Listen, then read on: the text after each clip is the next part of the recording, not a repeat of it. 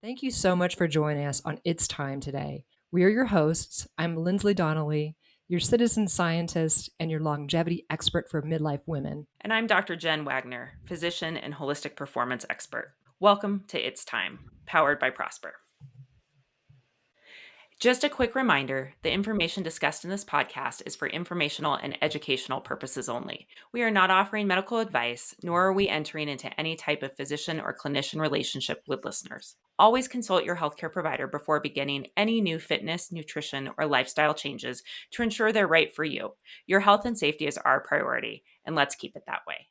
Okay, thank you all again so much for being with us today. Dr. Jen and I are, as usual, pretty excited about the topic because we decided to talk about it. But this is one that lands squarely in Dr. Jen's expertise, but it's one that we all wrestle with, and I do too, because I'm trying to be an advocate, take care of my own health, and so a lot of times I interpret that to mean I should only use things that are available to me without a prescription. Like I interpret self-advocacy and taking care of my whole health to mean like I should just use supplements. I should try not to use a pharmaceutical. Like there's something in my head that that's the last line of defense. And it's just this interesting polarization or divisiveness that Dr. Jen and I were talking about. Like, where does that come from and why? And so, if we could talk a little bit about the idea of this, how does pharma interact with non pharma and the whole health equation? And then maybe what are some of the ones that are kind of the top demonized Yeah. pharmaceuticals that people need to take a beat and think about a little bit more as a whole package of opportunity? No, I think that's so well put. And it's super interesting. I'm going to kind of back up.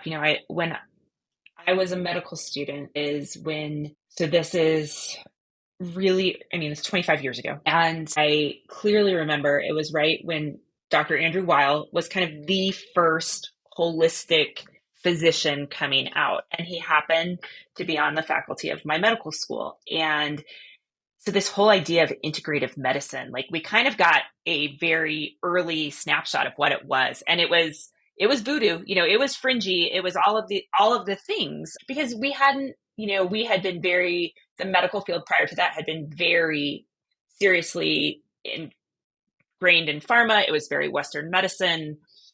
And we didn't bring in a lot of these Eastern practices and these quote unquote more holistic practices. It was this new idea that we could combine these philosophies, right? That we could take the best of what Eastern medicine had to offer and combine that with the medical advantages that Western medicine was making and really treat the whole person. And so that continued for a little while. And then all of a sudden, I think the supplement industry has exploded and these wellness people are coming out of the woodwork, and it has become this incredibly divisive environment where you are either an allopathic physician or a strong believer in allopathic medicine, or you're in this quote unquote wellness camp, and it's almost demonizing allopathic Yes. medicine a little bit, or you're deemed a failure if you have to go back into allopathic medicine. It just seems, at least what the media portrays and what you see on social media, you have to be in one camp or the other, and there's kind of no common ground. And it's funny because even with Prosper, we call it a holistic performance company. And when I talk about using medications, I sometimes get really strange looks. They're like, "Well, we thought you were holistic," and I was like, "Well, that means I'm talking about the whole person." And we have all of these tools, and I'm not against any tool if it's the right tool, Hmm. you know. And so it's just having the comfort and the conversation to say, what do I need as a person to meet my goals? Yeah. Well, and I love one of the ways you framed it when we've been talking about this before that I love is like, hey, we start with lifestyle levers. Like that's job one. And everybody is after those. And we talk about them again and again on repeat. Move, sleep, nourish, recovery, community, and keep going again and again and again. Mm-hmm. However, sometimes those are not enough.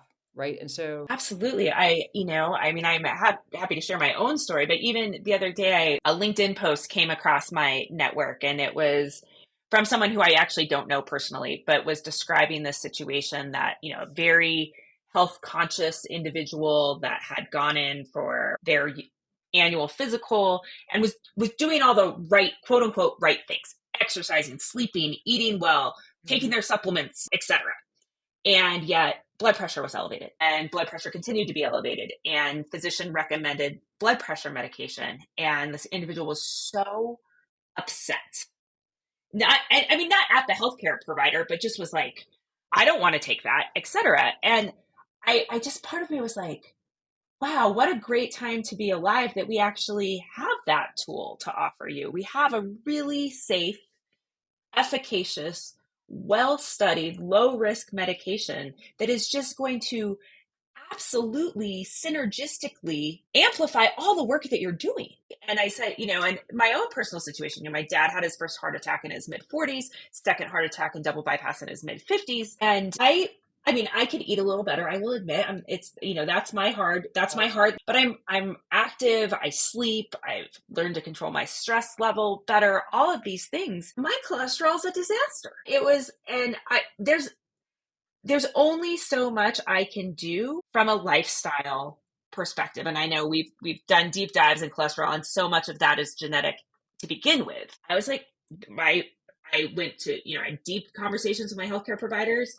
I didn't fit on any of this normal screening tools. And we all decided that I needed to take a statin. And so I think that doesn't mean I take a statin and go eat fast food every meal because I can justify it because I'm on a statin. It means I still do the work, but the work was never going to get me to the place that is really going to impact my health span for that metric. Right, right. So, So, so that's a great example. And I feel like there are a number in that category. So, Dr. Jen, as we're thinking about it, what are kind of the top, ones that you hear about in the medical profession that are kind of demonized and they really have an opportunity to be an integrated solution instead of a no? it's kind of funny. I think it's most of the medications that exist around treating cardiovascular disease, which is kind of ironic because it's the number one killer of men and women. And yet we have demonized the medications that are the most efficacious, most well studied, have the best safety profile. I was laughing with a friend. She'll recall the story if she's listening to us. That I said, I could tell you to go out in that field and pick that plant and eat it, and you would do it. But I tell you, you need a prescription drug and you're really anti it. And I said, let's talk about that mindset a little bit and about why when we are trying to live healthy lives, feel like it is a failure or we're so against reaching for that or accepting that prescription when it's been given to us. And so I do think, statins, they've gotten a bad rap. I think they're one of the most well-studied, most efficacious medications that we have. They've been around for a really, really long time. That is not to say that some people don't have serious side effects from them, but people also have serious side effects from taking certain supplements. And so I do think that, and especially we've talked about cholesterol again and again, and we won't go into it now, but there's a huge genetic component to your cholesterol profile. And we know as women that our cholesterol profiles change drastically through perimenopause. And so I think that is a place where medication can be incredibly beneficial and is probably the only way for people who seriously have elevated cholesterol to get it down to levels that we know are associated with better cardiovascular health. I think blood pressure is the other one, especially for midlife women. I think we don't check our blood pressures enough. And I know we've done a whole podcast on this. I think we feel like if we are not able to control our blood pressures through diet, exercise, stress reduction tools, whether that's breath work, meditation, all of those great things that are super helpful. But if we're still coming back with elevated blood pressure, some of that is hormonal change. Some of that, again, is the way our blood vessels genetically are designed and react. It's the way we metabolize certain and produce certain substances in our body. And I'm not going to get into the biochemistry, but we only have so much control over that. And our lifestyle levers, for some of us, we can't pull them enough to get the impact that we need. Yeah. So again, it's not saying I'm going to put salt on everything I eat because I'm taking this blood pressure medication now, so I'm safe. It is, I'm still going to do all the work, but guess what? This is just going to really, again, amplify the results and help keep me healthy and help me reach my goals. Yeah.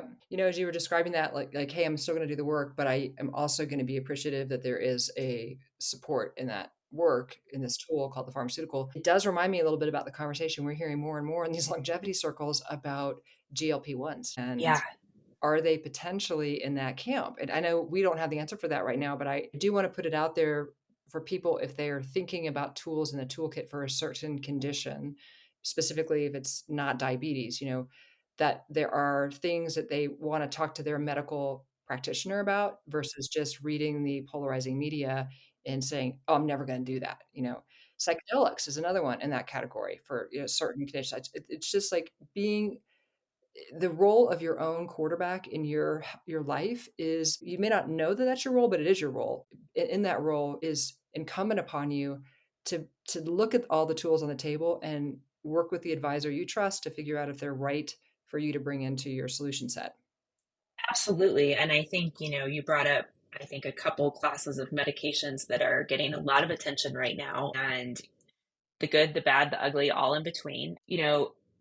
GLP-1s, and so these are our Ozempics, Manjaros, some of these weight loss drugs for people who are, truly overweight, obese. They are life changing. And I think that's who those drugs are approved for right now. And the potential to decrease or eliminate diabetes in those populations, decrease heart disease, the cognitive benefits. I mean, a lot of these benefits that we're seeing that were unexpected. I think, again, the hard part with some of these drugs is we see the benefits when we're on them. It's unclear how to get people off of them and what happens to people when they come off of them. I think, they are starting to be used in different settings. And I know I've changed my thought process around this a lot that, there is probably a entire population of people that are not in this, this horrible term we use called morbid obesity in the healthcare system, Yeah. which is a certain number on the BMI chart, but are still in that 20 plus pound overweight pre-diabetic situation where maybe it's a complicated relationship with food, have some of these other pretty significant roadblocks to starting to really access the lifestyle levers in the way that they want to. And so there are healthcare providers that are starting to prescribe kind of the lower end dosing of GLP-1s to help the brain kind of mouth stomach Rewire. Yeah. disconnect a little bit so people don't have those appetite cravings. They don't have that emotional relationship with food because they're not as hungry.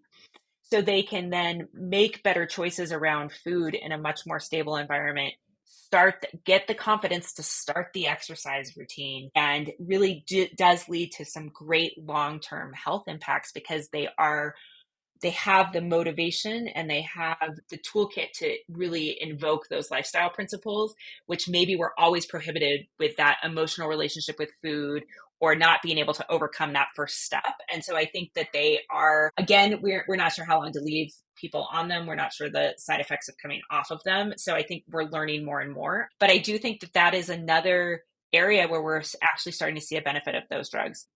You mentioned quickly, some of the psych drugs, which I know in today's environment are getting again, a lot of news. And I think for those of us in our lives who have people that are impacted by mental health disorders, those drugs can be life changing, life altering, life improving for many, many people. And I think they are unfortunately getting a lot of negative press right now. And I again, worry that that makes people feel like they're failures if they need them.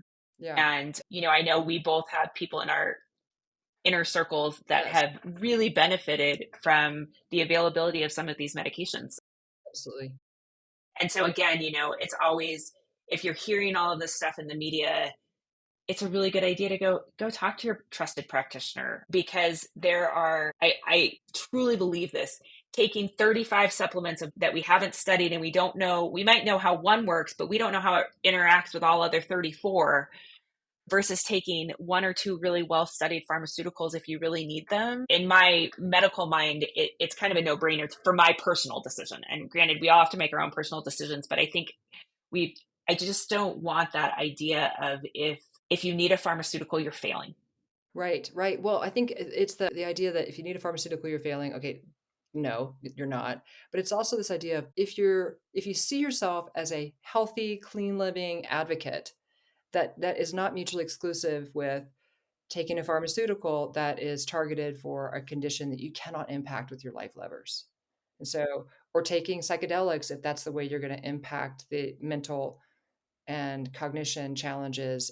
All of these are working in partnership with the expert in that field, but taking anything that has been documented, great science behind it, on and on and on, in partnership with a licensed, credible practitioner is part of the toolkit you have permission to build for yourself to have a more joyful, more energetic existence.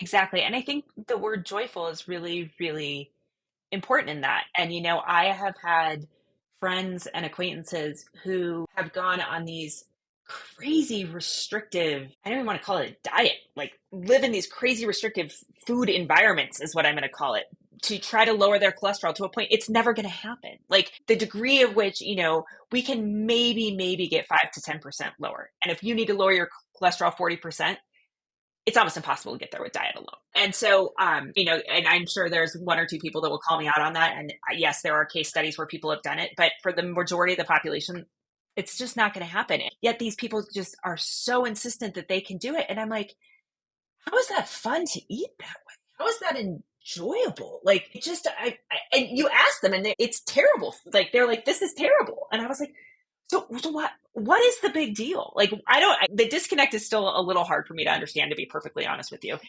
and so I think that, and again, I would say that with, some of the antidepressants too, that people are so quick to label others that are using those. And I think those drugs have great efficacy for people that need them, and I think that there is, again, I hate the connection of failure with needing to pursue some of these opportunities. And I just really, I guess that's the one message, if I could hammer home, is it's not a failure, it's not a weakness. And thank goodness that we live in a time and in a country where we have access.